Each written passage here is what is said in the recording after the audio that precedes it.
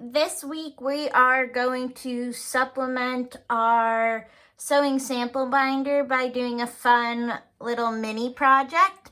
So in the previous video, you should have learned how to sew a centered zipper. And now we're going to use that to create our own little fabric pouches. So this will be really the first finished not garment, but piece or project you guys have made, which will help you better understand construction and assembly. So you should in your kit have a paper that looks like this with a pattern I created for a small zipper pouch. What you're going to do is cut out 4 pieces of fabric that look like this. 2 are going to serve as your lining, so those can definitely be your muslin if you'd like. And then you're going to have 2 pieces of fabric for the outside of the bag. These are referred to as the face fabric. You are more than welcome to use your muslin for that. It might not be as fun or as exciting, but it'll definitely do the job. I am going to use this small scrap here that I had with some koi fish on it for the outside of my bag. I literally had like barely a foot of this fabric left, and I just kind of was able to squeeze 2 pieces out of it. So feel free to use your muslin for all 4 pieces. If you have fabric at home, that's awesome. You can use scraps of fabric. Or you can even try upcycling things. So if you have an old shirt or an old pillowcase or something you don't need anymore, consider cutting that up for the fabric. Just make sure it is a woven, not a stretchy knit, and it should be a similar medium weight fabric to work well with the muslin. So again, you want to cut 2 lining pieces and 2 face fabric pieces. If you're using all muslin, you'll definitely want to label those pieces so that you know which ones are your outside fabric versus your lining fabric, so you don't get mixed up while you're sewing. So that's step 1 on our sheet. Step 2 says interface your 2 face fabric pieces. We're gonna skip this step because I don't think you guys have enough interfacing in your packets for this project. The interfacing is going to be that you guys have is going to be used for your tote bag and for 2 other samples. If you have your own interfacing at home, you're more than welcome to interface the outside fabric. If you have no idea what interfacing is, that's totally fine as well. We haven't gone over it yet. It's just a stabilizer that makes the fabric a little stiffer and more heavyweight. So it would add a little bit more body to our pouch, but it really is of no big concern. It's fine for the pouches to not have that interfacing. They'll just be a little slouchier. And in the past, I've had students really enjoy this and they ended up making extras as gifts around the holidays, or making extras in different sizes to use for makeup and as a wallet, and for pens and pencils as well. All right, so go ahead and cut those, and then we'll begin with step 3. Okay, so let's get started. I do apologize. If I was in the studio up at school, I would have samples of this so I could show you guys what the end product was going to look like. Unfortunately, I don't have a pre-made sample at home, but you guys should get the idea. It's just going to be a small zipper pouch, similar in size to our pattern pieces. So, if we follow the directions for step 3, the first thing we want to do is sandwich the zipper between our face and lining fabric pieces. We want our zipper to be face down, meaning the zipper pull is on the bottom, and then that should be face down on the face fabric with the correct side up.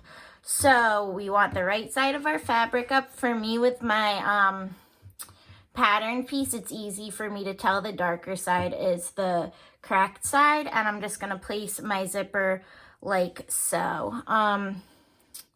The zipper is a bit bigger. These are different zippers than I usually use, but we're gonna make it work. We might have to trim them down just a bit. And then we're going to be sandwiching the zipper between the face fabric and our lining fabric, which technically we would have the right sides together. If you're using muslin, it won't matter because it'll look the same. I did mark a wrong side just in case anyone's not using muslin. So the wrong side would be up and correct sides would be together. So that's essentially what we're gonna do, but we wanna pin all 3 of these layers together so they don't move when we're sewing them. All right, so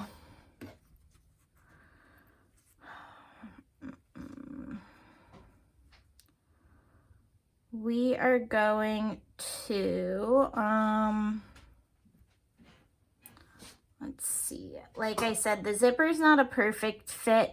You can actually shorten zippers just by hand stitching farther up on the teeth than the bottom. If we need to do that, we will, but I don't know that we'll have to.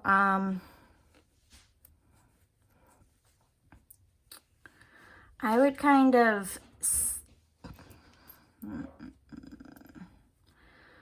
place your zipper centered so that a little bit of the tape is hanging off of both sides when we go to pin this. And like I said before, it is easiest if we unzip just to make sure those teeth don't get in the way. So I'm unzipping, and then we're gonna pin all 3 layers together.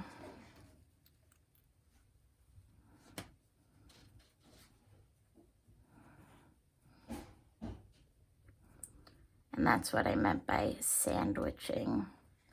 And I know this is a little confusing, but it'll make more sense in a minute. Just make sure that zipper is face down.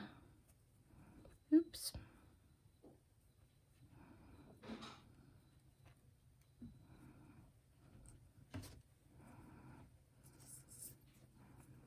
All right, so the edge of this fabric is essentially going to be our seam allowance.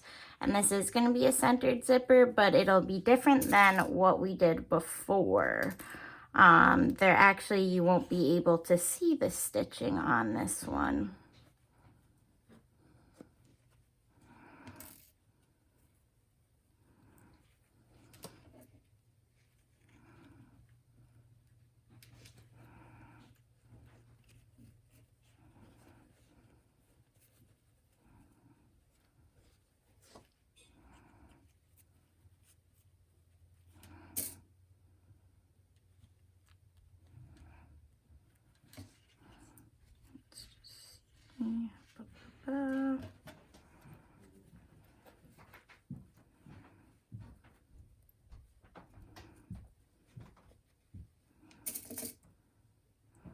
Okay, so I have this pinned, all 3 layers together, my 2 fabrics and my zipper.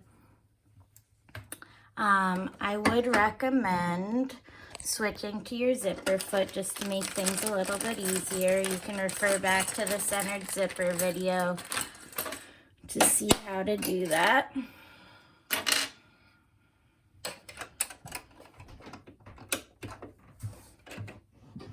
And we're just going to,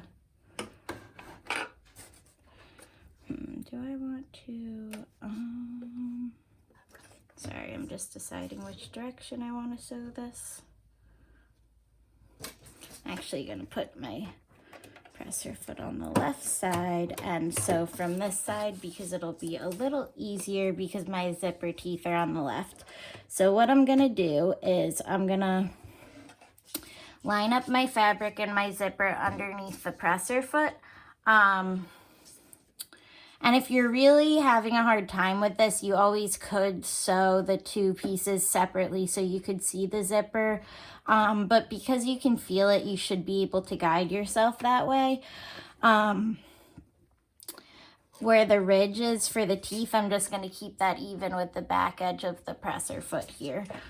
we want to do a back stitch, and we should have our stitch length on a 2.5.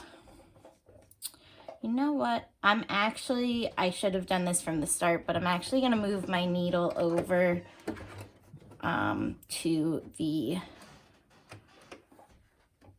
left, so it's a little closer to my zipper teeth. All right. I'm sewing forward, sewing backwards. Now I'm just going to sew down this side here.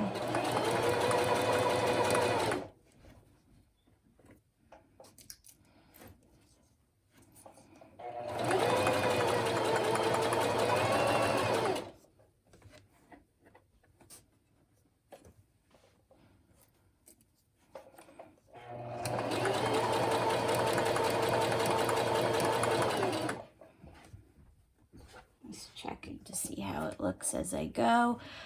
Just like before, I am going to push my zipper out of the way so I don't have to deal with that bulkiness. So now it's back at the top, and I'm just gonna repin my 3 layers so that they're sewn accurately. Lower my presser foot back down.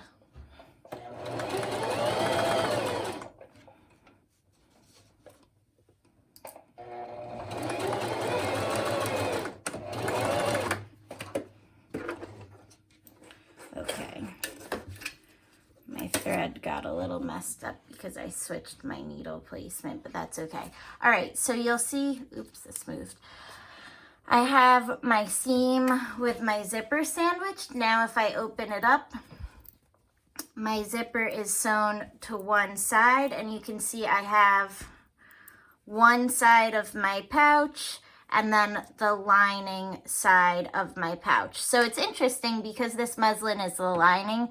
The right side is this side that'll be on the inside, and then my wrong side you won't even see because it'll be flush against the wrong side of my face fabric. So you'll notice we have some extra tape here, and we went just to the edge with our zipper, but that's perfectly fine, and we can trim that later if we want. So far it should look like this, and you just want to make sure that your stitching is far enough from the zipper teeth that you can open and close your zipper before you move forward.